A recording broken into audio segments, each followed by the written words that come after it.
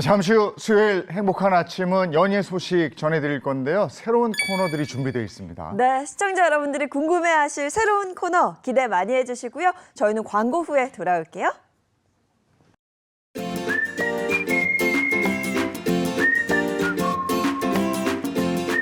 안녕하십니까. 행복한 아침 이재용입니다. 안녕하세요, 장예인입니다. 오늘은 9월 11일 수요일이고요. 저희가 오늘 새롭게 준비한 코너가 제법 있습니다. 네, 맞습니다. 기대되시죠? 가장 먼저 새로운 코너 어제 머범에서는요. 굉장한 인기를 가진 축구 스타죠. 이강인 선수가 재벌 5세와 열애설에 휩싸였습니다. 이 이야기와 함께 연이은 사업 실패로 10억 원의 빚을 졌지만 그 요즘 하고 있는 요식업은 아주 잘 되고 있다는 이봉원 씨 이야기까지 준비했습니다. 네, 또 새롭게 이름을 바꿔놨는데 연예계의 이슈라는 코너인데 여기에서 최근에 이혼설에 휩싸였지만 침묵을 지키고 있는 황재균 씨 부부 얘기 준비되어 있고요. 14년째 쉬고 있는데 보고 싶은 배우 1위로 꼽히고 있다고 그럽니다. 원빈 씨 얘기도 있고 또 앉아만 있어도 수십억 원을 번데 누구야 이거? 스타의 재테크 얘기 준비되어 있습니다. 자, 수요일 행복한 아침 시작하겠습니다.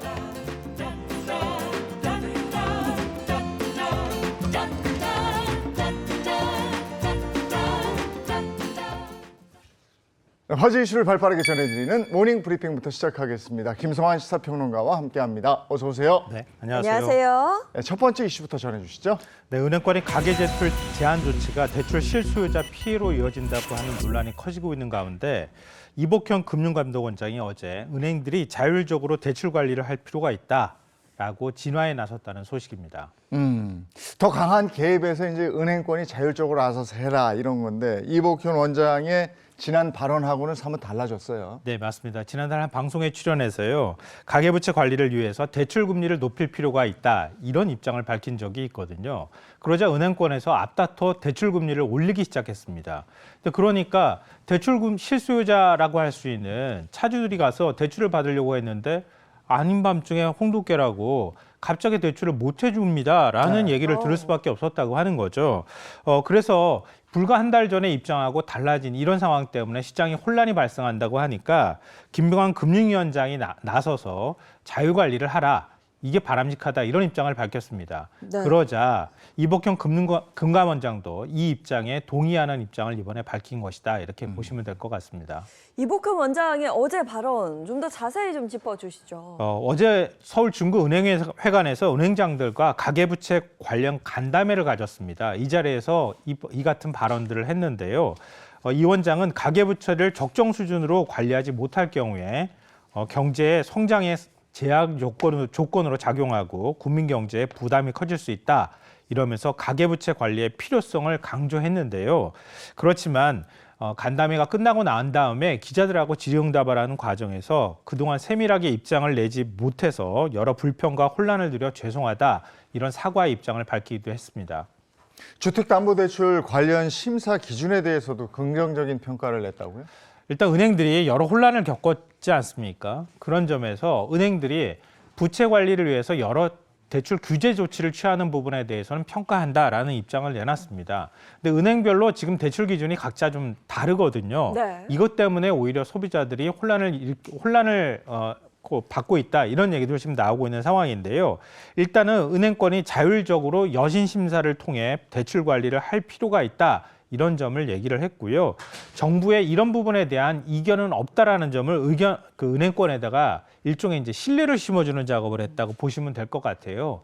왜냐하면 정부가 강하게 개입하면 은행권에서 정부의 눈치를 볼 수밖에 없잖아요. 그러니까 정부가 한마디를 하게 되면 은행권이 일률적으로 그 기준을 적용하는데 이제 정부가 그런 부분에 있어서 강하게 규제를 하지 않을 테니 은행권이 대출 관리를 하되 각각의 세부적인 기준에 대해서는 자율적으로 관리를 하시라. 이렇게 메시지를 냈다고 보시면 될 것 같습니다. 네, 그런데 이렇게 은행들이 자율적인 시스템으로 운영이 되다 보면 실수요자들의 불편도 분명 따라올 것 같은데요? 일단은 혼란을 한번 겪었잖아요. 네. 그 부분에 대해서 제가 사과했다 이런 말씀도 드렸는데요. 일단 실수요자들 입장에서는 좀 주의를 하실 필요가 있을 것 같습니다. 왜냐하면 은행권에서 지금 집담보대출을 강하게 규제하고 있는 거는 틀림이 없거든요. 그렇지만 실수요자에 대해서는 제약하지 않겠다. 이게 기본적인 방침입니다. 근데 은행권마다 자율적인 지금 규제를 하도록 하라라고 얘기를 한 거 아닙니까? 그러니까 각 은행권마다 대출 기준이 다 다르다는 겁니다. 그렇기 때문에 만약에 제가 대출을 받는다고 가정하면 여러 은행을 알아보시고 내가 가장 적합하게 대출을 받을 수 있는 은행을 선택해서 거기에서 대출을 받으시는 것이 좋겠다. 이전처럼 일률적으로 규제를 적용하지는 않으니까 그런 면에서는 아무래도 발품도 좀 많이 팔고 정보를 좀 많이 수집을 좀 하셔야 될 필요가 있겠습니다. 근데 이렇게 복잡해지다 보면 네. 미국 같은 경우는 왜 대출 브로커 있잖아요. 그러니까 부동산 집을 사고 팔 때 부동산 업자가 있듯이 대출을 할 때 대출 브로커가 있어서 이 사람한테 얼마를 내면 더 조건이 좋은 그 대출 상품을 골라주는 그런 직업이 있더라고요. 네. 우리나라도 그렇게 되는 거 아닌가 이런 생각이 들 정도고. 근데 그런 부분에서요. 지금 제가 말씀드린 건 제1금융권을 기준으로 말씀드린 네. 거거든요. 제2금융권이라거나 아니면은 그 또 다른 사금융 쪽에 그 어떤 관심을 가지시는 분들도 있을 수 있거든요. 네. 근데 그런 부분에 대해서 풍선 효과를 우려하는 목소리들도 있는데요. 그러니까 다른 제2금융권이나 이런 곳에서 대출을 받으실 때는 상황이 또 달라질 수 있으니까 그 부분은 좀 참조하셔야 될 것 같습니다. 다 달라요. 예. 자, 두 번째 이슈 전해 주시죠. 혹시 지난밤 푹 주무셨습니까? 더웠어요. 잘 주무셨습니까? 정말 더웠어요. 이거 좀 여쭤볼 수밖에 없는데요. 네. 전 다 정리했던 에어컨 다시 예. 지금 가동하고 있는 중인데 서울에 사상 처음으로 9월에 폭염 경보가 발령이 될 정도로 무더위가 기승을 부리고 있는데요. 이 더위는 추석 무렵까지 계속 이어질 거라고 하는 기상청의 예보가 나와 있습니다. 그러니까 전 미리 붙여놨다가 쉬게 생겼어요. 오, 정말요? 아, 그러네요. 오. 이렇게 더운 적이 있었나 싶은데 이건 왜 이렇게 길게 더운 거예요? 티베트 고기압 영향 때문이다 이렇게 줄여서 말씀드릴 수 있을 것 같은데요. 장마철이 끝난 뒤에 역대급 한여름 무더위를 발생시킨 게 바로 티베트 고기압입니다. 여기에다가 대기 하층으로 끊임없이 북태평양 고기압 가장자리를 타고 불어오는 고온 다습한 남동풍이 뜨거운 열을 계속 불어넣고 있는 중입니다. 그러면서 9월에도 이렇게 늦더위가 발생하고 있는 건데요. 그러니까 이 더위가 좀 빨리 꺾였으면 좋기는 한데 또 걱정은 있어요. 왜냐하면 9월쯤 되면 곡식이 막 익어가는 계절이잖아요. 약간 좀 낮더위는 낮에 햇빛은 좀 강해야 될 필요는 있거든요. 그러니까 너무 또 빨리 꺾이는 것도 문제가 될 수 있으니까 참 우리가 사람이 그 사이에 좀 끼어 있는 것 같은 그런 기분도 듭니다. 네. 방금 말씀 주신 그 티베트 고기압 때문에 사실 어제 전국 곳곳에서는요 9월 최고 기온 신기록이 또 쏟아졌다고요. 어제 전국 대부분 지역에서 폭염특보가 내려질 정도로 무더위가 아주 거셌는데요. 특히 경기 파주, 경북 포항, 그리고 대전, 세종 등 31곳에는 폭염 경보가 발효될 정도였습니다. 이 9월에 폭염 경보가 발령된 것은 2010년 이후 올해가 처음이고요. 어제 오후 2시 기준으로 대전의 낮 기온이 35.3도까지 올랐다고 합니다. 와. 이건 1969년 대전에서 기상 관측을 시작한 이래로 9월 최고 기온 기록을 갈아치운 거라고 합니다. 오늘도 일기예보 보니까 곳곳에 뭐 35자 이렇게 보이고 이러던데 네. 이 9월 늦더위는 언제까지 간답니까? 일단 9월 중순까지는 티베트 고기압이 우리나라에 계속 영향을 미칠 거라고 하니까요. 11일을 정점으로 생각하시면 될 것 같습니다. 그리고 추석인 17일부터 이 티베트 고기압이 물러날 가능성이 크다고 하는데요. 그러니까 다만 티베트 고기압의 수축 정도에 따라서 기온이 내려가는 정도가 더딜 수는 있다고 합니다. 그러니까 대략 추석 무렵쯤이면은 더위가 한풀 꺾여서 찬바람을 조금 느끼실 수 있지 않을까 이렇게 보시면 될 것 같습니다. 올해는 유독 더하지만 예전에도 가만 생각해 보면 추석 무렵에도 그렇게 선선하고 이런 건 아니었던 거는 같아요. 네, 그러니까 요 몇 낮 년. 기온은 조금 올라가서 곡식이 익고 바짝 마를 수 있도록 해주고 밤 기온은 서늘해지고 이게 돼야 되는데요. 이게 밤에도 지금 더워. 이게 안 되는 거예요. 예. 자, 다음 이슈 전해 주시죠. 추석을 앞두고 본격적인 송이 출하 시기를 맞았는데요. 이상 기온 탓에 송이가 자취를 감추면서 가격이 천정부지로 치솟을 조짐을 보이고 있다고 합니다. 금값 송이가 재현될 가능성이 있다 이런 얘기인데 자세한 내용 좀 듣고 싶어요. 보통 송이 공파는 송이 생산량이 30kg 이상이 되면 이뤄진다고 하는데요. 추석을 앞두고 지금 추석을 일주일 정도밖에 앞두지 않은 상황인데도 지금 공판이 언제 열릴지 날짜조차 잡지 못하고 있는 상황이라고 합니다. 그 정도로 송이 생산량이 적다고 하는 건데요. 이 부족한 강수량하고 낮 기온이 또 30도를 넘는 무더위가 계속되지 않았습니까? 지금도 역시 마찬가지인데요. 그러면서 송이 작황이 굉장히 부진하다고 합니다. 지난달 양양 지역의 총 강수량이 35.5mm였다고 하는데요. 이건 작년에 10분의 1 수준에도 미치지 못하는 수준이라고 합니다. 금값 송이 이렇게 표현하셨는데 적절한 것이 금값 엄청 뛰었잖아요. 네. 송이값도 엄청 뛰었습니다. 이게 귀하다 이랬는데 귀하면 가격이 오를 수밖에 없는 거잖아요. 네, 맞습니다. 지난해도 그렇게 작황이 좋지는 않았는데요. 아마 산불 때문에도 영향을 좀 미쳤을 것도 같아요. 그러니까 생산량이 부족했던 지난해에도 추석을 앞두고 1등급 송이가 1kg에 놀라지 마십시오. 156만 2천 원에 거래가 됐습니다. 이게 역대 최고가였습니다. 또 올해는 추석 전에 양양송이 공판 자체가 불확실할 정도로 작황이 안 좋은 상황이기 때문에요. 만약에 공판이 열린다, 그러면 지난해보다 더 가격이 올라갈 가능성이 높습니다. 그래서 1kg에 200만 원을 호가할 수 있다는 전망까지 나오고 있는 상황입니다.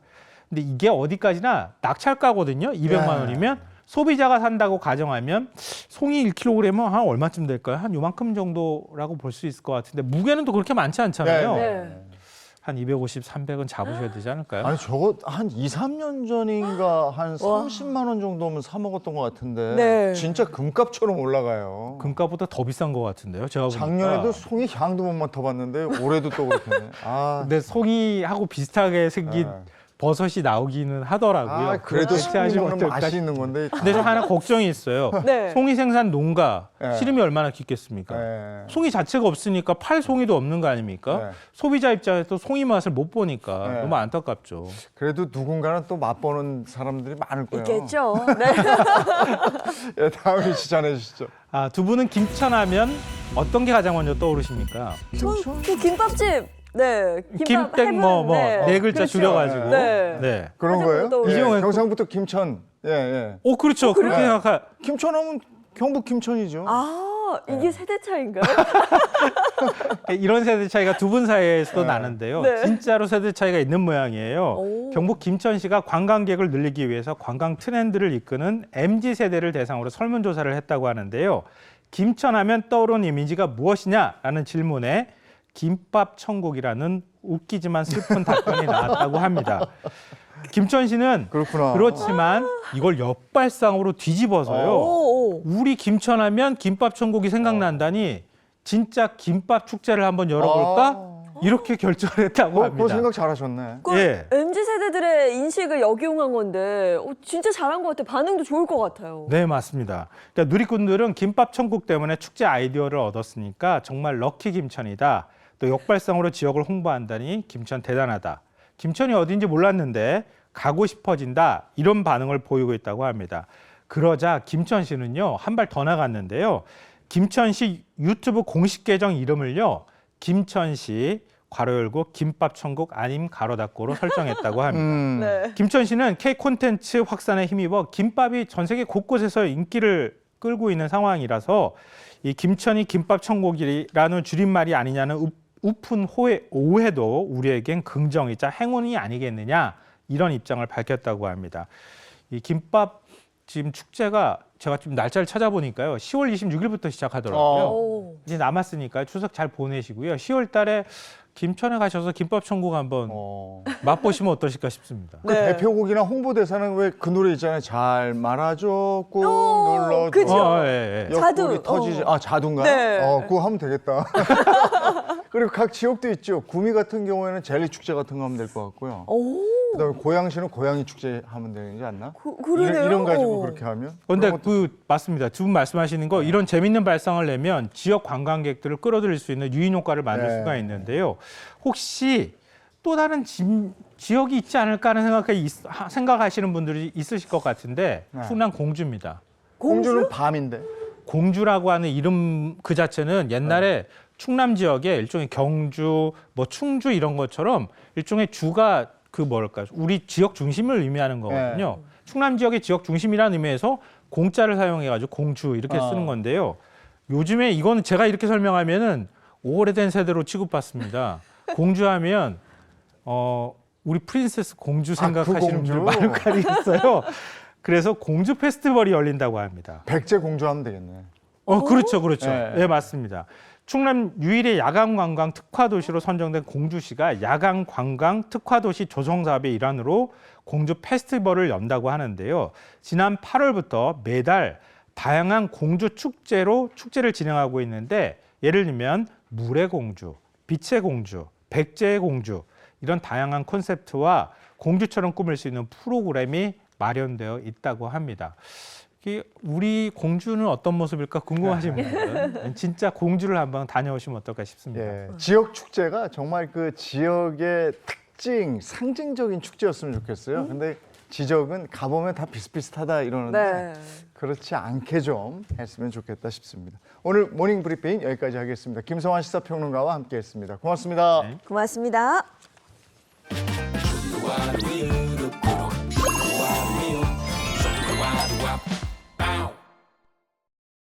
네, 이번에는 한 주간의 영화 소식 박스 오피스 순서입니다. 네, 먼저 한 주간의 그 극장가를 뜨겁게 달구고 있는 영화 순위부터 살펴볼까요? 자, 가장 먼저 5위입니다. 5위는 빅토리고요. 4위는 룩백, 3위 안녕 할부지, 2위는 파일럿, 대망의 1위는 에이리언 로물루스입니다. 네, 수요일 아침을 또 밝게 빛내줄 분입니다. 홍정선 기자, 최정아 기자 어서 오세요. 네, 안녕하세요. 안녕하세요. 반갑습니다. 네, 안녕하세요. 2주 만에 인사드리는 연예계 팩트사냥꾼 홍정선입니다. 네, 안녕하세요. 자칭 특종 여신 미남 전문 기자 최정아입니다. 네, 반갑습니다. 정말 추석 연휴가 얼마 남지 않았습니다. 모처럼 가족들 모여서 영화 한 편 보시면 어떨까 뭐 이런 생각이 드는데요. 그래서 오늘은 추석 연휴 혹은 뭐 그 이후에도 즐겁게 보기 좋은 영화 3편 준비했습니다. 네, 첫 번째 영화부터 소개해 주세요. 네, 제가 준비한 이 9월 가족과 보기 좋은 영화 첫 번째 영화입니다. 첫 번째 영화는 연쇄살인범 검거에 나선 이 형사들의 이야기를 그린 작품이죠. 베테랑 2입니다. 야, 이 영화 네. 시사회에서 보고 왔는데요. 정말 재밌어요. 부럽습니다. 저도 본란을 지금 기대하고 있는데 네. 그 영화 베테랑은요, 형사물 최초로 1000만 관객을 돌파한 영화잖아요. 그게 벌써 전 놀란 게 9년 전 영화더라고요. 후속편이 나오기까지 꽤나 오랜 시간이 걸렸는데 그 이유가 정혜인 씨 때문이라고 하던데요? 아, 그렇습니다. 유승환 감독이요. 이 속편을 무려 9년 만에 선보이게 된 이유에 대해서 이 전편에 이 성공을 답습하기 싫었기 때문이다라고 밝혔는데요. 익숙한 것과 새로운 것의 조화를 맞추는 것이 가장 큰 숙제였기 때문에 이 균형을 맞추려면 신선한 얼굴이 필요했다라고 이야기를 했습니다. 그리고 이 과정에서 이 가장 먼저 떠오른 얼굴이 또 제가 미남 전문 기자 아니겠습니까? 정혜인 씨였다라고 아주 반가운 이야기를 전했는데요. 강력 범죄 수사대에 합류한 신입 형사, 이 신입 형사 역할로 등장한다고 하니까 예비 관객 여러분 기대하셔도 좋을 것 같습니다. 네, 배우 정혜인 씨가 합류한 베테랑 2 어떻게 달라졌습니까? 일단 시의성이 강해졌다. 저 이렇게 말씀드리고 싶어요. 뭐냐면 도파민 중독을 부르는 각종 영상 쇼츠라든가 쇼츠, 쇼츠 네. 아니면 가짜 뉴스 이거 요새 좀 심각하잖아요. 그것에 대한 경각심을 어떤 부르는 사건으로 시작을 합니다. 1편이 사실 이제 악당을 시원하게 처단해주는 그걸로 카타르시스를 줬다면 이번에 좀 작품성이 높아졌다고 할까요? 약간 누아르 정서가 덧입혀진 그런 범죄 액션 영화인데 이 류승환 감독이 내가 1편보다 좀 잘해야 된다. 그렇다고 너무 다르지도 않지만 근데 잘해야 되는 건 분명하다. 요 숙제를 안고 시작했는데 전 숙제 잘했다 이렇게 말씀드리고 싶고요.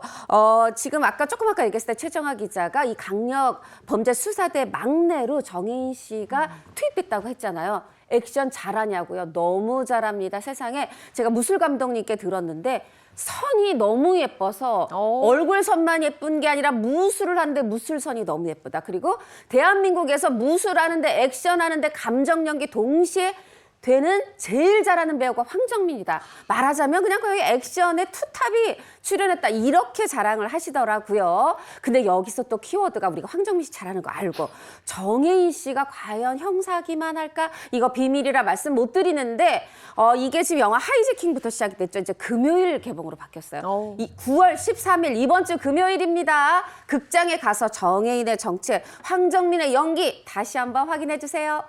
아니 근데 이게 아직도 저 개봉 전인데 네. 이 추석 극장가를 휩쓸 것이다. 이래서 베테랑 2의 흥행 독주가 예상된다 이래요. 네, 그렇습니다. 이 추석 극장가의 흥행 독주가 예상되는 여러 복합적인 이유가 있습니다. 그중에 첫 번째가 있는데 일단 다수의 상업 영화가요. 연이어 개봉했던 보통의 이 해들과는 달리 올해는 경쟁작이 없다는 점에서 흥행이 점쳐지고 있습니다. 일단 베테랑 2만 이 극장에 가면 나홀로 개봉을 하고 있는 이런 모양새인데요. 우리가 명절에는 다 같이 가족들이 손잡고 이 영화관에 간다라는 이 인식이 사실 조금 퇴색된 부분이 있잖아요. 그런 것도 있지만 지난해부터 이 추석부터 약간 굵직한 작품들이 이 개봉을 좀 망설이고 있습니다. 특히 지난해 같은 경우는 새 작품이 나란히 개봉했다가 나란히 손익분기점을 넘지 못했기 때문에 약간 눈치 작전이 있었던 것 같아요. 네가 먼저 나갈래? 내가 먼저 나갈까? 이 다 같이 나갔다가 다 같이 손익분기점을 넘지 못하면 어떡하냐? 약간 이런 눈치 작전이 있었던 것 같은데 네. 사실 또 2년 전에는 공조2 같은 경우는 혼자 나와서 또 손익분기점을 아주 가뿐하게 넘긴 적이 있잖아요. 이번 베테랑2 같은 경우는 이 공조2의 이 상황을 이어받아서 손익분기점 아주 가뿐하게 넘길 수 있지 않을까라는 예상이 되고 있습니다. 아니 그리고 류승환 감독 하면 그 명대사도 있잖아요. 그 원에서는 어이가 없네 있었고 부당거래에서는 호의가 계속되면 권리인 줄 알아도 이 대사가 있는데 그쵸. 과연 이번 베테랑 2에서는 또 어떤 명대사 유행어가 나올지 또 기대해 보겠습니다. 자, 이어서 두 번째 영화 소개해 주시죠. 제가 준비한 9월 온 가족이 보면 좋은 영화 두 번째 온 가족이라고 했잖아요. 네. 우리 또 이 자녀들도 좋아하고 근데 또 보다 보면 어른도 좋아하게 되는 트랜스포머의 새로운 시리즈 제가 준비를 했는데요. 제목이 특이하게요. 트랜스포머 원이에요. 왜 여기 원이 붙었을까? 제 얘기 듣다 보면 이해가 되실 텐데 일단 뭐 간단히 말씀드리면 예전 시리즈의 이전 얘기, 흔히 프리퀄이라고 하죠. 예전 얘기인데 이 트랜스포머가 뭡니까? 변신 능력을 가진 로봇이잖아요. 그 변신 능력을 얻게 된 하급 로봇이 이 말하자면 이 하층에 있는 하층민처럼 하급 로봇이 이 행성을 지배하는 배후의 실체 존재를 알게 되면서 벌어지는 그 행성의 운명을 건 전쟁을 그린 신작입니다. 이게 정말 트랜스포머가 블록버스터 로봇 영화의 대명사인데 트랜스포머를 잘 모르는 분들을 위해서 캐릭터 설명이 필요할 것 같아요. 일단 두 캐릭터만 아시면 될 것 같아요. 우리가 또 잘 조연, 단역 몰라도 주연 2명 알면 되는 거랑 똑같은데 한쪽은 정의를 수호하는 착한 편이죠. 오토봇 군단의 리더가 있습니다. 어머, 옵티머스 프라임 세상에 제가 로봇 보다가 사랑에 빠진 그 너무 멋있잖아요. 네. 옵티머스 프라임. 그리고 또 한쪽엔 이 악이죠. 악당, 빌런. 여기에는 디셉티콘 군단이 있는데 여기에 리더 바로 메가트론. 이 두 캐릭터가 굉장히 숙적이죠. 알고 봤더니 옛날에 이게 지금 옛날 얘기라고 했잖아요. 이때가 이제 같이 어떤 이제 광산에서 일하던 로봇 변신 능력을 얻기 전에 그때부터 얘기가 시작인데 둘이 이미 그때 아까 제가 그랬죠. 행성의 운명을 건 전쟁이 시작됐다. 그때부터 이미 숙적이었던 거예요. 알고 보니까 옛날부터 그냥 티격태격 숙적이었구나. 요거를 알게 돼서 이들이 왜 지금 이렇게 서로 못 잡아먹어서 안달인가? 그 옛날 얘기를 알게 된다. 이렇게 생각하시면 간단할 것 같습니다. 근데 또 제가 알기론 그 프라임과 메가트론이 원래는 그러니까 처음에는 둘도 없는 친구였다고 하는데 왜 이렇게 숙적이 된 거예요? 네, 그렇습니다. 이 두 캐릭터죠. 옵티머스 프라임 그리고 메가트론은요. 이 과거를 탐구하면서 이 영화 같은 경우는 과거를 탐구하면서 두 캐릭터의 대비되는 성격 그리고 둘도 없는 친구에서 숙적이 되어가는 이 과정을 그린 영화다라고 생각하시면 될 것 같은데 이 관계, 뒤틀려가는 이 관계를 아주 깊이 있게 다룬 영화라고 생각하시면 될 것 같습니다. 과연 어떤 사건으로 인해서 서로의 숙적이 되는지 다가오는 9월 25일 극장에서 직접 확인하시길 바라겠습니다. 이게 시리즈가 스타워즈처럼 하는구나. 스타워즈도 이렇게 가다가 옛날 맞아요. 그리고 이런 영화는 잘 되면 애들 장난감 사줘야 돼요. 맞아요. 세 번째 영화는 어떤 겁니까? 네, 세 번째 영화는 제가 한번 아, 네. 소개해드리겠습니다. 자, 9월 온 가족이 보면 좋은 영화 세 번째 영화는요. 자이언트 판다 푸바오. 푸바오와의 만남 그리고 이별까지를 그린 영화입니다. 그리고 이 푸바오와 그를 굉장히 정성으로 돌본 사육사관의 이야기를 그린 다큐멘터리 영화인데요. 안녕 할부지입니다. 안녕 할부지의 여주인공 푸바오의 인기는 정말 대단하지 않습니까? 아까 박스오피스에서 보셨죠? 3위 안녕 할부지였어요. 사실 우리 용인푸 씨 혹은 푸공주로 불릴 만큼 용인푸 씨. 아니 이렇게 인기 셀럽인데 영화 왜 나오지 않나 했습니다. 나왔습니다. 이 푸바오와 관련된 사실 그 전에 인기 말씀하셨는데 굿즈가 400여 종이 이제 나온 거죠. 그 용인에 있는 거기 그 테마파크에서 그랬더니 무려 330만 개가 팔렸었고요. 지난해 또 11월에는 H백화점에서 이 팝업 스토어로 푸바와 관련 굿즈를 팔았는데 무려 매출이 10억 원.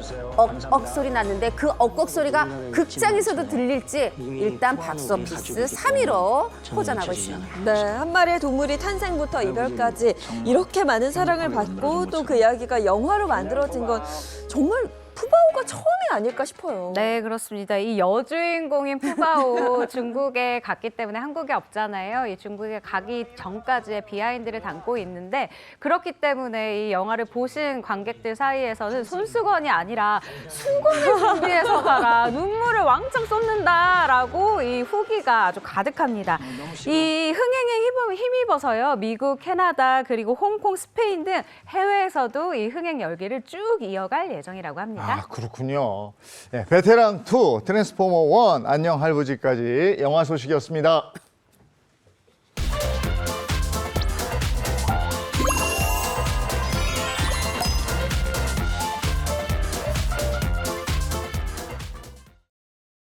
네, 행복한 아침 함께하고 계신 지금 시각이 7시 57분을 향해 가고 있습니다.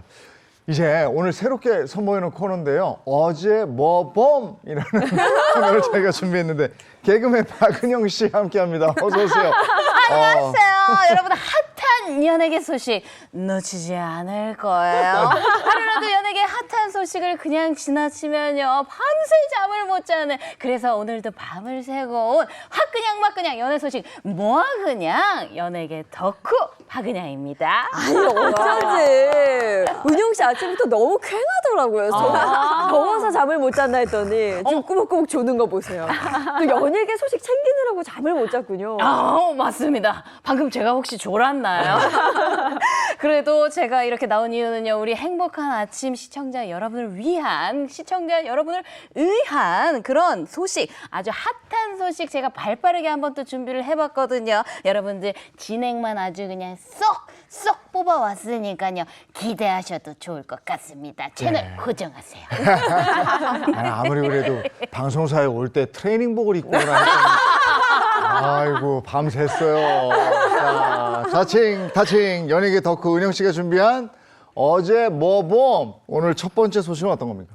여러분들 어제 이 소식 보셨을까 모르겠네요. 자칭 타칭 연예계 덕후인 제가 준비한 어제 뭐봄 첫 번째 핫한 소식은요. 난 사랑에 빠졌죠입니다. 아니 세상에 여러분들 축구 국가대표 이강인 씨가요. 2살 연상 누나와 재벌 여자친구와의 열애설이 보도가 됐습니다. 야, 축구 선수와 재벌 5세와의 만남입니다. 이거 듣기만 해도 굉장히 흥미로운데요. 네. 우선 궁금한 건 그 이강인 선수와 열애설이 난 그 재벌가 5세 어떤 분이죠? 일단은 쾌하게 뽑아오신 저 정보를 저희는 쾌하게 취재를 또 해왔습니다. 일단 이강인 선수와 열애설이 난 이 두산가 5세는요. 일단 나이 궁금하잖아요. 1999년생입니다. 1999년생이고요. 두산그룹 7세 회장의 손녀입니다. 파리의 한 이 대학원에 재학 중인 이 재원이라고 하는데요. 아버지가 이 7대 그러니까 당연히 회장의 장남인데요. 아들이 건설이죠. 현재 이 소형 건설기계 장비를 판매하는 회사의 부회장인 것으로 알려져 있습니다. 그렇다 보니까 이 회사의 매출 규모가 너무 궁금하더라고요. 그래서 또 취재를 해봤는데 어이구 억소리를 넘어서 조소리가 납니다. 이 회사의 매출요 약 9조 8천억이라고 하고요. 영업이익이요 조소리 납니다. 1조 4천억 원을 기록했습니다. 재벌 2세, 재벌 3세까지는 이제 우리가 들어봤는데 이제 재벌 5세로 가고 그렇습니다. 재벌 5세가 결혼할 나이가 되니까 이제 조만간은 또 재벌 6세까지 갈 텐데 그렇죠. 네. 어쨌든 이 두 사람의 공통점이 파리네요, 파리. 그쵸. 현재 이강인 선수 파리 생제르맹 FC 소속 선수잖아요. 그리고 우리 최 기자 얘기했듯이 이 연인, 이 여성분 파리에 있는 대학원에서 수학 중이라고 합니다. 자, 일단 두 사람이 같이 파리에 있는 것까지는 알겠어요. 그러면 두 사람을 이어준 오작교 누구일까요? 아, 그걸 어떻게 합니까?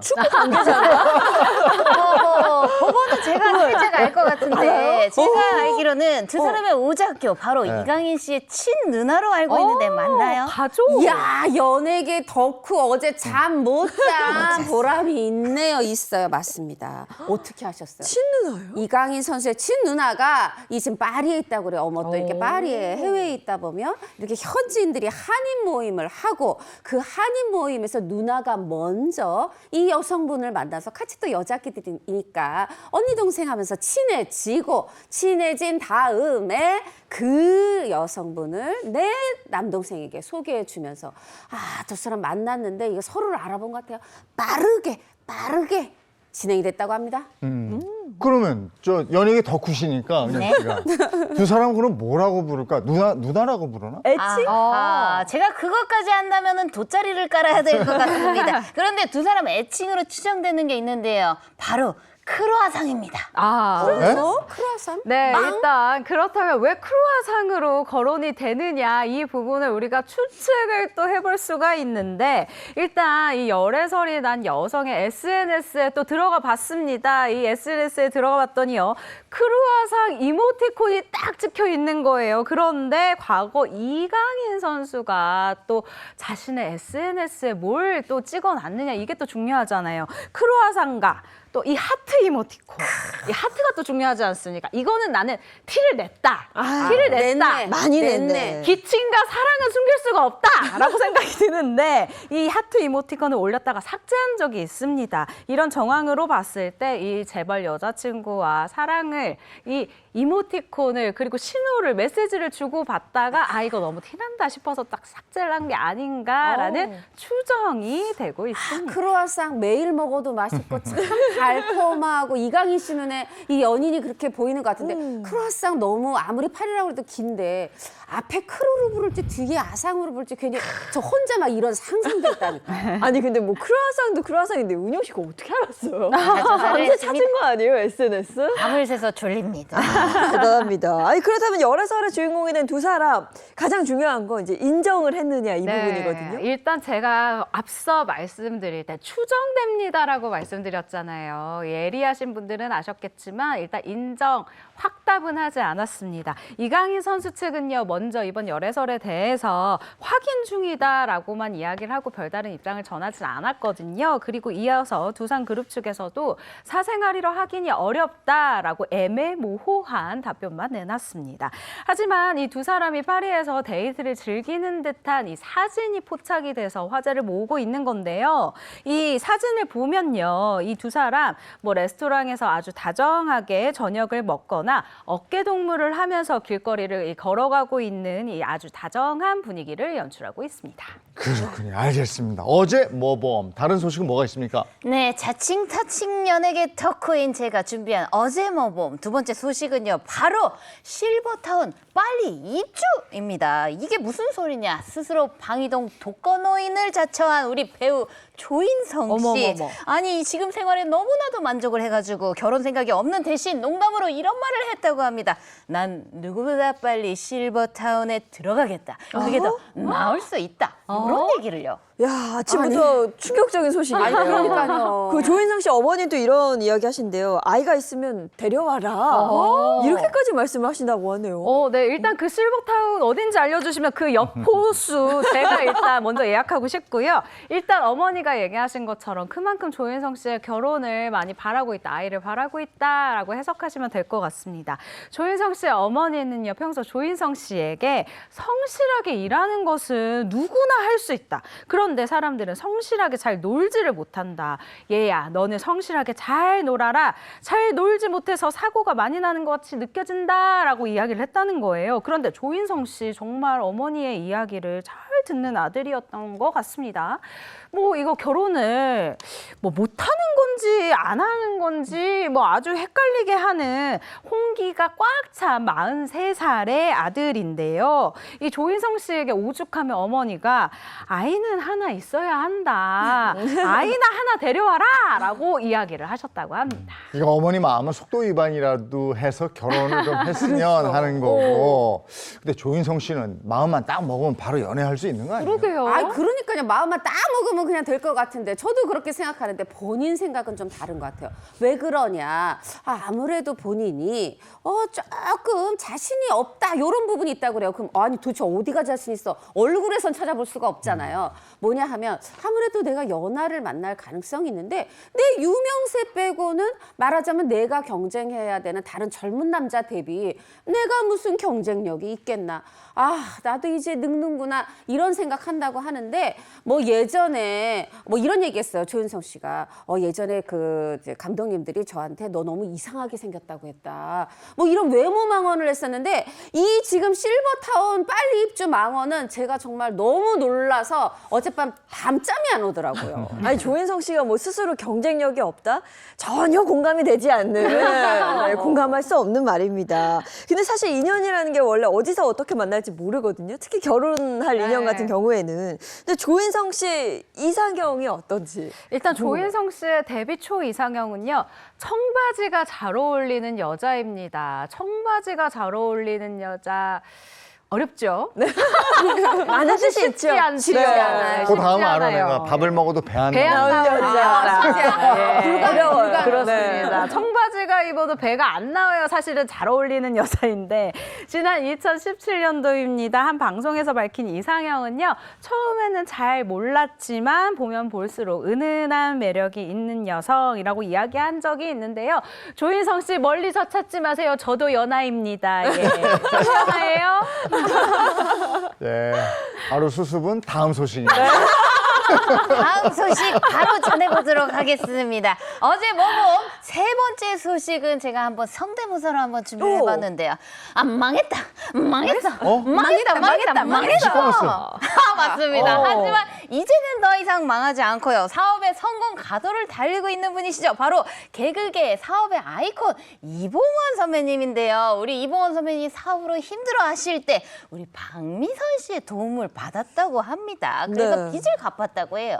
그 이봉원 씨가 뭐 개그계 사업의 아이콘인 만큼 정말 다양하게 사업을 한 걸로 저희도 알고 있는데 대체 빚을 얼마나 졌길래 아내인 박미선 씨에게 부탁까지 했을까요? 이봉원 씨가 스스로 밝힌 이 사업 사업장 종류 한 7개가 돼요. 그 사업을 하는 중에 도대체 빚이 얼마가 생겼는지 저희가 영상으로 준비했거든요. 함께 보고 오시죠.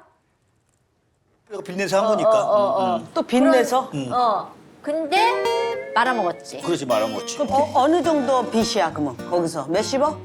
거의 10억 됐지. 오빠한테 밀린다. 아, 오빠 돈에 밀리지. 근데 여자인이 망해도 크게 한번 왕창 망해.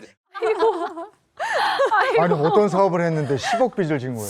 자, 일단 7개 중에 한 3개만 말씀드려 볼게요. 단란주점, 백화점 내 커피숍, 이건 카페죠. 백화점 식당가 내 삼계탕집. 이런 거 망하기 쉽지 않아요. 이거 들어보면 다 잘 될 것 같은. 그런데 단란주점은 냈는데 심야 영업 제한 조치가 들어와서 초저녁부터 단란주점까지는 않잖아요. 네. 이게 또 망하고 그다음에 또 백화점 내 이 커피숍은 하루 매출이 5만 원?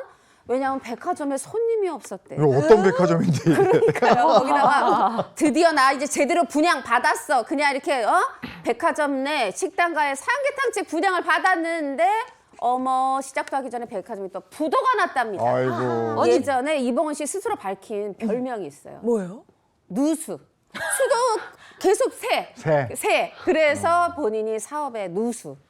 근데 보니까 이게 백종원 씨 입장에서는 백종원 아니죠? 네, 이봉원 씨 입장에서는 저 억울할 것 같아요. 이게 백화점이 망한 거지.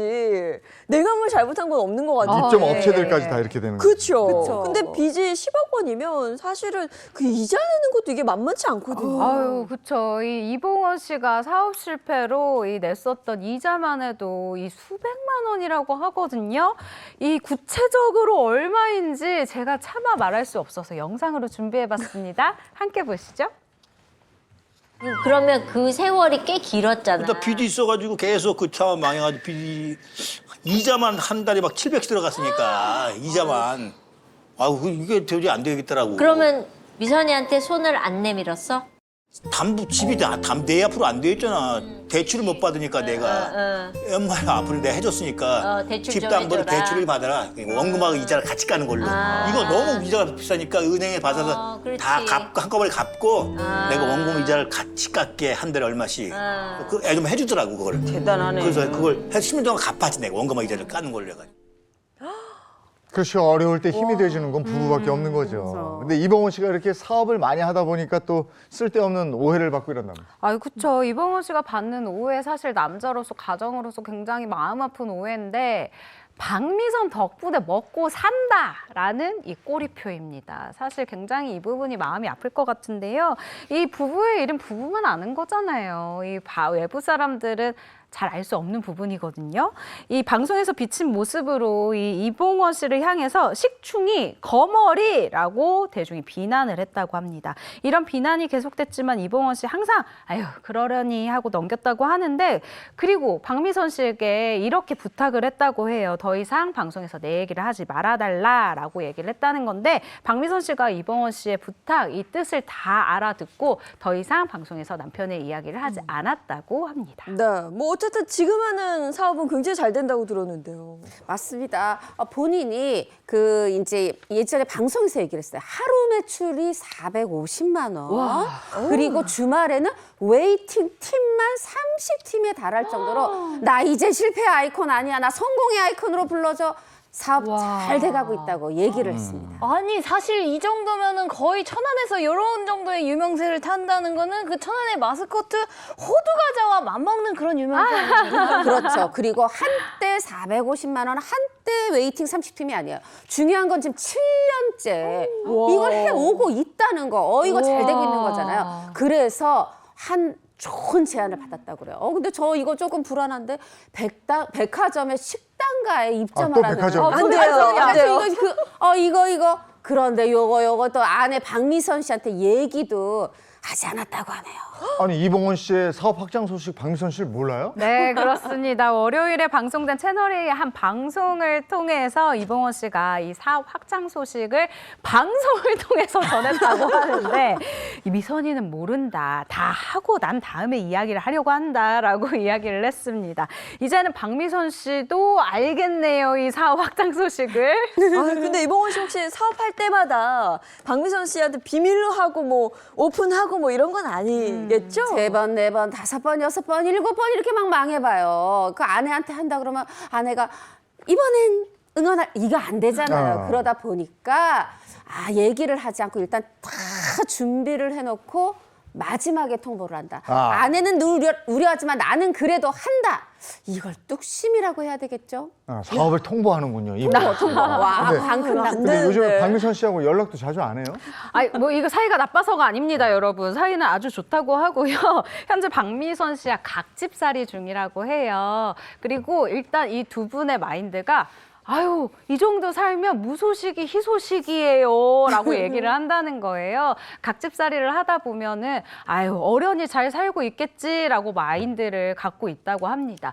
왜 우리가 주말 부부라고 하면은 일주일에 그래도 뭐 한 2-3번은 보잖아요. 이 두 분 월요 부부이기 때문에 일주일에 딱 한 번 월요일에 보고 있다고 하는데요. 이 이봉원 씨 당분간은 사업 확정 때문에 1-2년 정도는 좀 더 떨어져 있어야 할 것 같다. 있다라고 하면서 이 각직살이에 대한 의지를 나타냈다고 합니다. 뭐 비록 월요일에만 만나는 월요 부부지만 그래도 이봉원 씨가 박미선 씨한테 또 그렇게 잘한다고 들었어요. 그렇죠. 이봉원 씨가 사실은 자신의 이 사업에 대한 뭐랄까요, 확신과 믿는 구석이 있기 때문에 이 선사업 후통보를 하는 거 아니겠냐라고 주변에서도 얘기를 하는데요. 사실 또 올해 같은 경우에는 결혼 30주년을 맞이를 했다고 합니다. 그래서 박미선 씨의 생일 때요, 무려 다이아몬드 1캐럿짜리 목걸이를 선물을 했다고 해요. 이 두 사람의 또 절친이 또 이성미 씨잖아요. 이성미 씨가 이렇게 증언을 한 건데, 박미선 씨가 굉장히 덤덤한 성격인데 주변에다가 이거 남편이 사준 거야 라고 자랑하는 하면서 거죠. 네. 이 목걸이 자랑을 또 그렇게 하셨다고 하네요. 근데 이봉원 씨는 왜 굳이 천안에 연고가 있나? 왜 천안에서 요식업을 하는 거죠? 그쵸. 서울이 아닌 천안에서 요식업을 네. 하는 지인의 추천이 있었다 그래요. 여기 굉장히 장사하기 좋은 곳 있어.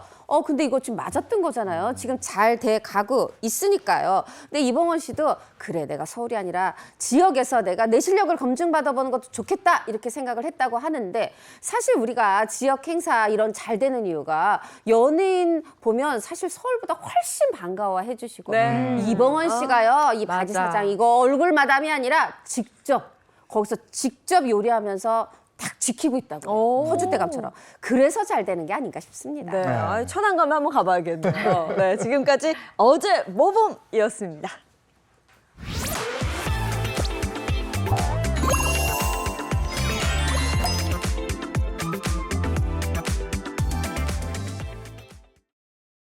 네, 이번 코너도 어제 모범에 이어서 처음으로 선보이는 코너예요. 네, 자칭 타칭 연예계 덕후라고 불리는 은영 씨와 함께하는 시간인데요. 연예계 이슈입니다. 와. 네, 그렇습니다. 연예계 이슈. 어디선가 연예계에 무슨 일이 생기면 바로 연예계를 좀 아는 그냥 화그냥 막그냥 저 박은영이 바로 찾아갑니다. 저만 찾으시면 되는데요. 네.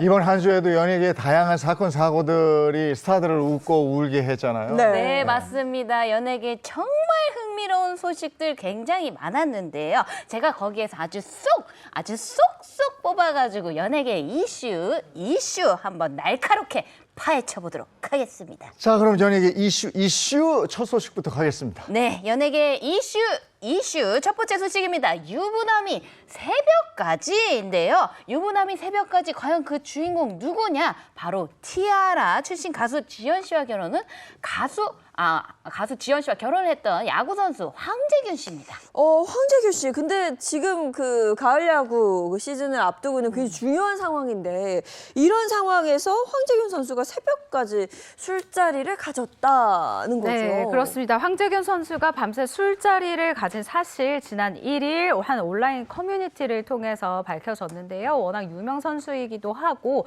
지금 시즌을 앞두고 있기 때문에 더더욱 이 논란이 됐었던 것 같습니다. 술집에서 황재균 선수를 목격한 한 누리꾼이 이렇게 글을 올렸는데요. 압구정 로데오에서 새벽 4시까지 남녀 지인들하고 술을 먹던데 혹시 별거나 이혼일까요? 보통 결혼했으면 밤늦게까지 외복 어려운 거라서 라면서 이 글을 작성한 거예요. 이뿐만 아니라 당시 황재균 선수가 간 술집도 이 사진에 함께 올라오면서 누리꾼들의 굉장히 좀 상상력을 자극하고 있습니다.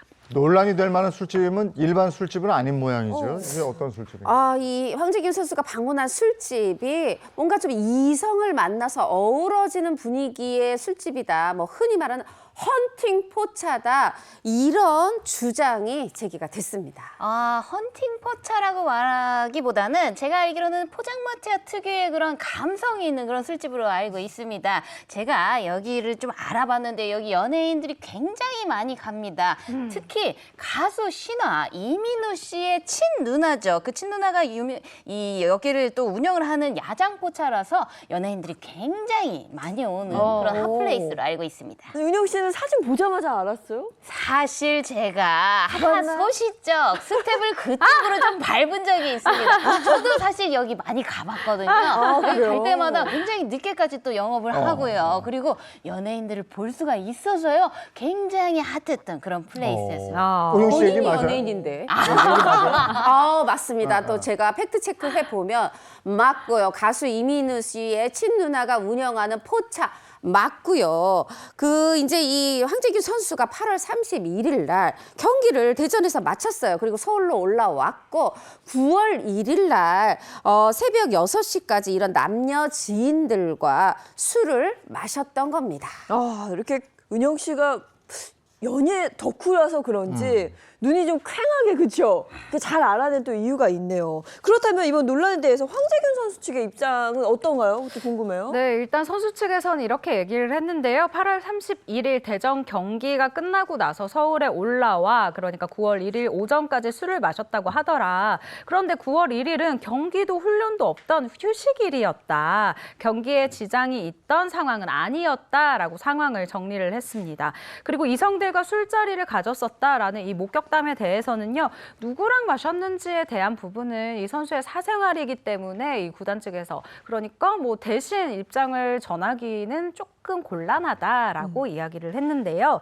이 황재균 선수의 밤샘 술자리라는 상황이 어쨌든 이 부분은 팩트다라는 게 알려지면서 다시 한번 기존에 있었던 이혼설에 불이 붙게 된 상황인 거는 맞는 것 같습니다. 네, 맞습니다. 사실 그 두 사람의 이혼설, 제가 알기로는 그 야구 해설위원회 그 한 말이 불씨가 된 걸로 알고 있습니다.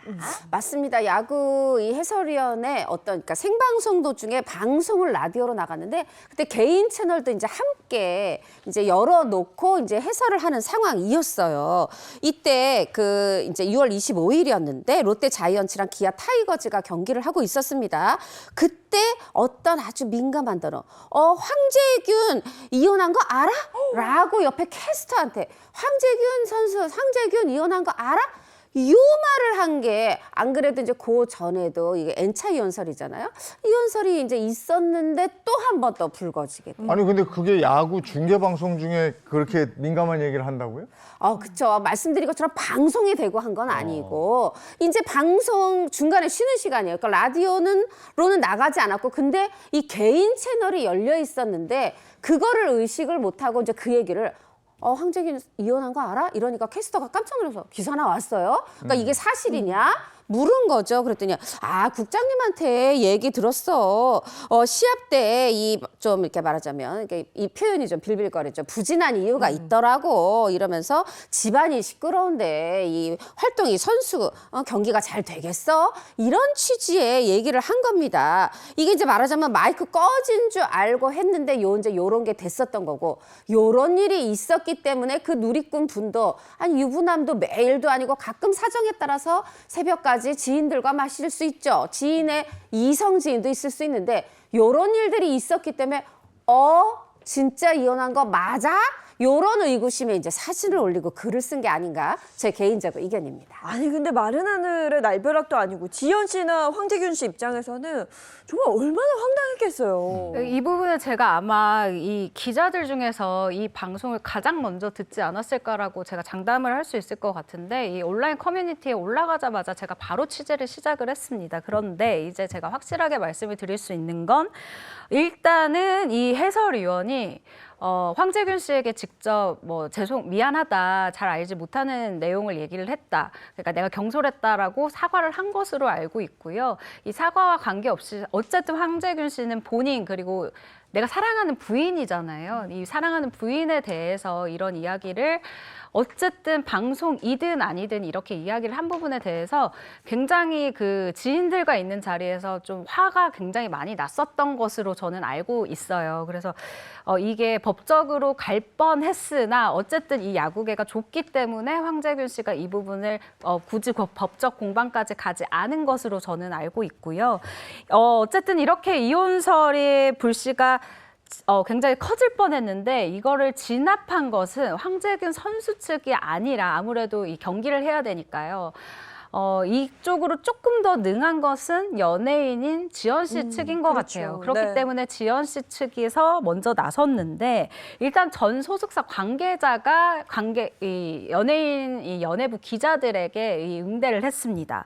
본인에게 직접 확인한 결과 이혼설은 사실 무근이다라고 밝혔는데 그리고 해설위원도 이제 수습을 해야 되잖아요.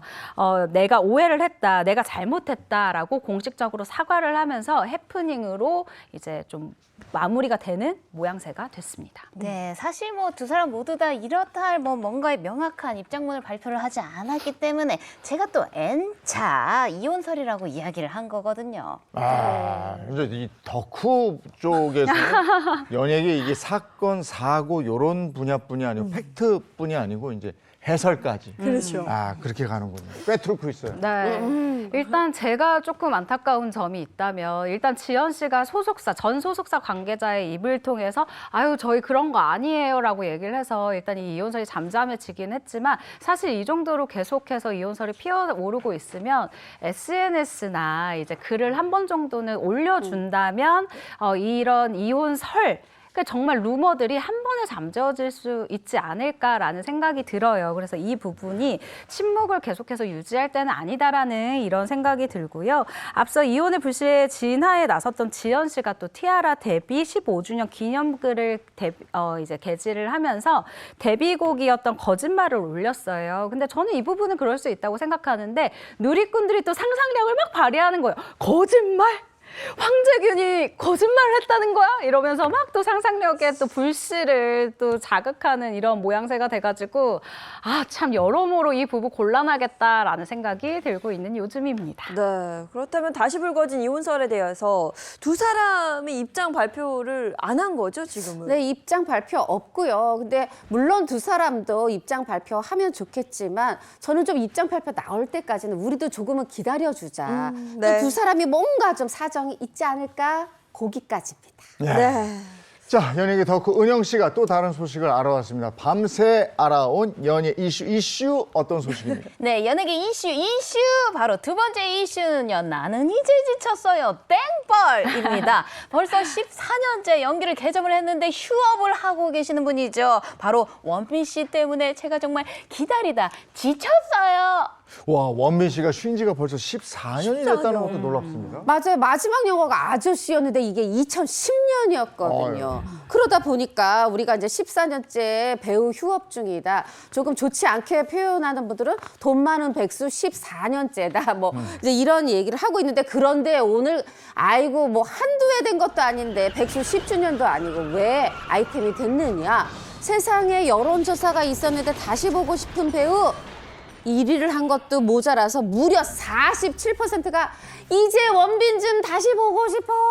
이렇게 아직도 잊지 않고 있다. 네. 그래서 뉴스입니다. 맞습니다. 저도 원빈 씨 다시 보고 싶어요. 그래서 제가 왜 대중은 무엇 때문에 바로 원빈 씨를 기다리는 건지 한번 파헤쳐봤습니다. 근데 원빈 씨가 그 본업인 배우, 연기는 좀 쉬고 있지만 그 CF 광고를 통해서 굉장히 자주 보거든요. 근데 광고로 자신의 모습을 전하는 것도 이제는 일부 어려운 일이 될 것 같습니다. 왜냐하면 2024년 4월입니다. 한 매체 보도에 따르면요. 이 2008년부터 약 16년 동안 이 모델 자리를 지키고 있던 커피 광고 모델 계약이 올해 1월로 종료가 됐기 때문입니다. 사실 요 정도면은요. 이게 돈이 많아서 모아둔 돈이 좀 많아서 그래서 이 작품 활동을 안 하는 게 아니냐. 그런 합리적 의심이 들거든요. 예, 요런 예리한 지적에 대해서 한번 얘기를 해주셔야 될 것 같아요. 그렇죠. 출연료 알려준 게 있습니까? 출연료 알려준 게 일단 공식적으로 확실하게 알려진 적이 있어요. 2005년도에 이 원빈 씨의 전 소속사 대표가 이 원빈 씨의 영화 출연료를 무단으로 전용해서 말하자면 횡령한 그 사건이 보도가 되면서 얼마 횡령했어 했더니 2004년 영화 우리 영의 출연료를 무단 전용했는데 그게 3억 5천만 원이었다. 그럼 정확히 한 뭐 2003년 4년 그쯤에 3억 5천만 원 받고 있었다 명확하잖아요. 저게 20년 전인데. 그렇죠. 그렇죠. 20년 전이고. 근데 마지막 영화가 2009년 마더, 2010년 아저씨. 요때가 이제 마지막인데 요때 출연료 알 수 있는 게 있어요. 지금부터 10년 전에 2015년 기준 배우를 이렇게 나눴습니다. 남자 배우를. 5억 원 이하, 5억 원 이상. 어. 근데 그 5억 원 이상에 누가 있었느냐? 연기파이고 또 나이도 든 송강호, 김윤석의 젊은 배우들 중에는 원빈과 장동건이 있어요. 말하자면 5억 원 이상을 받는 탑 클래스 배우였다. 요 정도입니다. 네, 근데 그 영화 출연료는 사실 전체 재산의 일부이지 않을까 싶어요. 왜냐면 CF 광고를 통해서 모습을 많이 봤기 때문에 돈을 더 많이 벌지 않았을까 싶거든요. 그렇습니다. 원빈 씨의 CF 출연료는요, 일단 2012년 상반기에 뭐 커피, 등산복, 뭐 정수기 등 뭐 여러 가지 CF 출연했는데 2012년도입니다. 그 당시에 64억 원을 벌었었다라고 알려졌는데요. 그리고 2017년도까지는 원빈 씨의 이 출연료가 알려져 있어요. 이 7년 전이죠. 그러니까 공백기가 지금 연기 공백기가 14년인데 그중 딱 절반인 7년 전까지만 해도 한 6, 8억 원 수준이었거든요. 현재는 이것보다 떨어졌는지 올랐는지는 알 수 없지만 어쨌든 원빈 씨 굉장히 탑 클래스 이 출연료를 받는 배우임은 분명해 보입니다. 제가 알아본 바로는요. 물론 영화 이런 출연료, CF 출연료도 있지만요. 14년째 연기 활동을 정말 멈추지 않고 했던 원빈 씨의 수입, 아무래도 부동산인 것 같습니다. 제가 한번 파헤쳐 봤는데요. 2023년 4월 한 매체에서 이런 기사를 보도를 한 적이 있습니다. 바로 원빈 씨 부부가 매입한 빌딩, 이 빌딩이 5년 만에 150억 원을 벌었고요. 그리고 원빈 씨 부부가요, 2018년쯤에 압구정 로데오역과 가까이 있는 그 가까운 거리에 있는 건물을 매입을 했는데요. 145억 원에 매입을 했다고 합니다. 이야, 5년 만에 150억 원이 올랐다. 그리고 지금 140억에 샀다고요? 그러면 한 300억 정도를 호가한다 이런 얘기인데, 이야. 이게 빌딩 살 때 그러면 온리 현금으로 했습니까? 어떻게 했습니까? 제가 그 부분도 한번 또 조사를 해봤습니다. 온리 현금은 아니고요. 대출을 조금 받은 것으로 짐작이 되거든요. 등기부등본상 채권 최고액이 120억 원이고요. 통상대출의 120% 수준에서 채권 최고액이 설정되는 것을 고려를 하면요. 실투자금은 45억 원, 그리고 대출받은 금액은 100억 원으로 추정이 됩니다. 이때 이제 원빈 씨가 이 부부가 지분을 정확히 반으로 나눴어요. 근데 145억 원 반으로 나누면 72억 5천만 원씩이잖아요. 요게 80억 원 이하여가지고 요게 또 그 종합부동산세 절세를 세금을 줄일 수 있었고, 요게 집을 나중에 팔게 된다 그래도 또 양도소득세도 줄인다고 해요. 세상에 5억 원 출연료 얘기했더니 CF는 60억 원 얘기했더니 부동산으로는 150억 원, 막 그냥 어걱 소리가 나는데, 우리가 왜 어디선가 무슨 일이 일어나면 언제든 나타나고 홍반장이라고 하잖아요. 우리 은영 씨 이 수사 조사 능력이 보통이 아니라 연예계 덕후가 아니라 박반장이라고 불러야 될 것 같아요. 아 근데 보니까 부동산 이 건물 보는 안목이 대단한 것 같아요. 근데 팬의 입장에서는 건물 보는 그 안목으로 대본도 잘 보잖아요. 그렇죠. 그 좋은 대본 하나 만나서 작품을 좀 해줬으면 좋겠다 싶어요. 맞아요. 사실 원빈 씨를 이렇게 기다리는 이유가 있습니다. 잘생겼기만 했다? 아닙니다. 잘생긴 배우들은 굉장히 많죠. 이 원빈 씨가 그동안 아주 굵직한 이 작품들을 우리 이 영화사에 많이 남겼기 때문인데, 생각해보면 뭐 킬러들의 수다, 태극기 휘날리며 우리 형 마더 아저씨 등 출연하는 작품마다 다 히트를 했어요.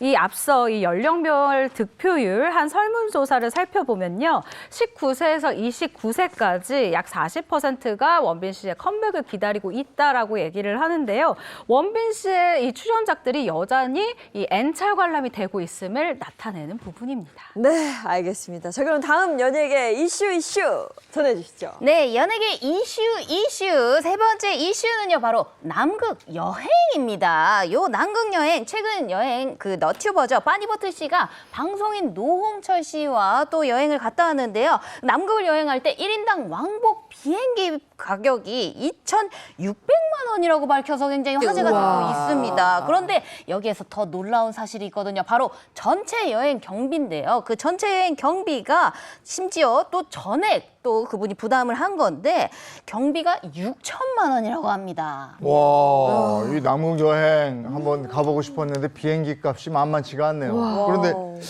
여행 너튜브의 수입이 그렇게 좋은 거예요? 과연 그렇게 좋을지 제가 또 한번 알아봤는데요. 2021년 기준소득 상위 1%에 해당하는 너튜버가 342명인데요. 342명의 연평균 수입이요.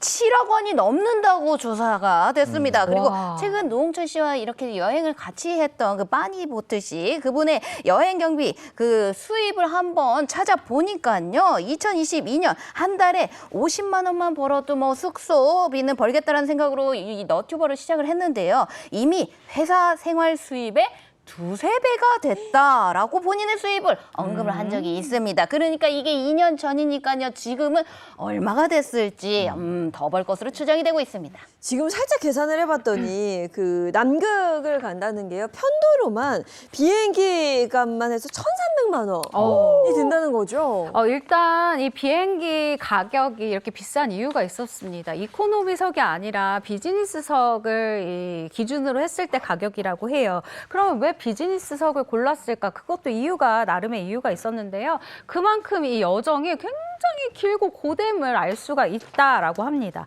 일단 한국에서 이 남극까지 가는데 정말 경유를 많이 해야 된다고 해요. 일단 이 한국에서 독일까지 열 몇 시간 가야 되죠. 그리고 독일에서 다시 한번 부에노스아이레스까지 열 몇 시간을 또 가야 돼요.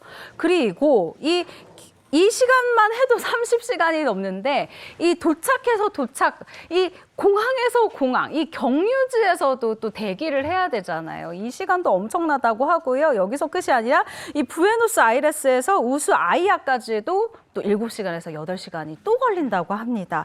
그러면 남극까지는 약 40시간이 걸린다고 하니까 이거는 뭐 비즈니스를 탈 수밖에 없었다라는 거죠. 네. 남극은 비행기 말고는 뭐 배로도 갈 수 있나요? 비행기만으로도 가고 배만으로도 가는데 보통은 칠레나 아르헨티나까지 비행기 타고 가서요. 거기서 크루즈 타고 가는데 그게 좋다고 하네요. 기상 악화로 비행기는 착륙을 못할 수도 있다네요. 네, 자 그럼 이제 마지막 연예계 이슈 바로 만나볼까요? 네, 연예계 이슈 마지막 이슈는요. 바로 28억 시세 차익입니다. 이 재테크의 끝은 부동산이라고 하잖아요. 그런데 스타들 역시 예외가 아니었습니다. 그렇다면 대체 누가 부동산으로 28억의 시세 차익을 봤을까? 바로 연예계 대표 엄친아라고 부르는 우리의 배우 정혜인 씨입니다. 우와. 야, 28억이 올라서 그러면 지금 얼마인 거예요? 네. 제가 오늘 인터뷰를 하러 가는 정혜인 씨. 예. 오늘 오후에 만나기로 했는데 일단 시세 차익을 남긴 이 부동산 2018년도에 44억 원에 매입한 한 빌라라고 합니다. 6년 만에 이 70억대 초반까지 오른 건데요. 청담동에 위치한 이 빌라로 준공한 지는 40년이 넘은 곳이에요. 그런데 이 대지 집은 236.3제곱미터 약 71평 정도로 알려져 있습니다. 네, 그러니까 이거는 투자한 거죠? 메인 목적. 1980년대 지어진 빌라인데 이게 2021년 3월에 심의가 통과됐어요. 요때까지 정혜인 씨가 16억 원 벌었고 지금까지 3년이 흐르는 동안 또 12억 원 더 벌어서 총 28억 원 벌었다고 합니다. 야, 6년 전에 그것도 청담동의 빌라를 44억 원에 매입했다. 그럼 그 정도로 잘 벌었다는 얘기입니다. 일단 정혜인 씨 같은 경우는 6년 전에 정말 인생작을 만났습니다. 밥 잘 사주는 예쁜 누나라는 드라마를 통해서 이 국민 연하남 반열에 올랐는데 이 당시에 송중기 뒤를 잇는 국민 연하남이다라는 기사가 정말 많이 나왔어요. 1년 광고 출연료 역시 이 드라마를 찍기 전과 후로 나눠진다라고 할 수 있는데요. 그 전에는 편당 1억 5천만 원 선이었다면 이후에는 편당 5억에서 6억 원 선으로 껑충 뛰어 올랐다라고 설명드릴 수 있겠습니다. 네, 앉은 자리에서 벌었다. 뭔가 씁쓸합니다. 그 이후에도 광고 그렇게 많이 한 거고. 그렇죠. 네. 네. 요번에 추석가를 강타할 그 영화. 베테랑 2. 거기에도 그리고 나오는 지금 거잖아. 엄친아 드라마 엄친아로 또 그냥 안방극작까지 점령하고 있습니다. 네. 거의 이분은 젊잖아요. 네, 젊죠. 앞으로는 또 얼마를 더 벌 거야. 앞으로 벌 일이 네. 여기저기 인생 로또들이 많아. 오늘 여기까지 만나서, 하겠습니다. 예, 네, 부럽다고 씁쓸하니까요. 얘기할게요. 네, 고맙습니다. 감사합니다. 자, 그래서 날씨 보겠습니다. 마지원 기상캐스터 나와주세요. 네, 상암동입니다. 가을 폭염이 신기록을 쓰고 있습니다. 어제 서울에도 폭염경보가 내려졌는데요. 9월에 폭염경보가 내려진 건 관측 사상 처음 있는 일입니다. 전국 대부분 지역에 폭염특보가 확대됐습니다. 현재 보시다시피 폭염경보가 내려진 곳이 많은데요. 길어지는 더위에 건강 상하지 않게 유의해야겠습니다. 서울은 한낮에 35도로 어제보다 덥겠고요. 역대 9월 기온 1위를 경신할 가능성이 있습니다. 오늘 남부지방은 대구와 부산 32도 예상됩니다. 오늘 전국에 기습적으로 소나기가 내리겠고요. 특히 남부는 시간당 30에서 50mm가 쏟아질 수 있습니다. 오늘 영동과 제주에는 비 예보도 나와 있습니다. 아침까지는 경기와 강원 내륙에 안개가 짙겠습니다. 현재 가시거리 200m 미만 보이고 있으니까요. 앞차와의 간격 넉넉히 두고 이동하셔야겠습니다. 네, 오늘이 늦더위의 절정이 되겠습니다. 내일 전국에 비가 오며 5도가량 떨어져서 심한 더위는 주춤할 텐데요. 그래도 당분간은 30도 안팎으로 평년 기온을 웃돌겠습니다. 지금까지 날씨 전해드렸습니다.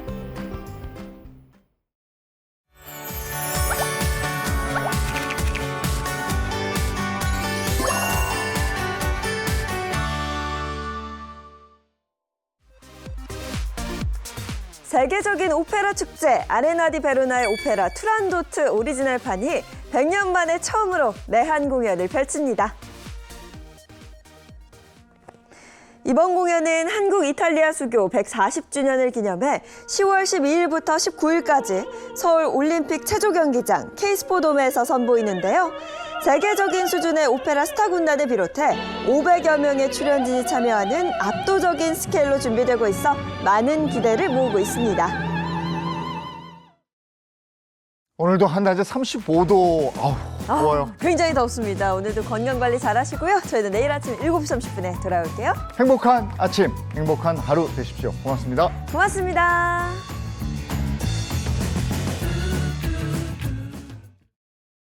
즐겨봐 너의 세상 플레이 더 넥스트 채널 A.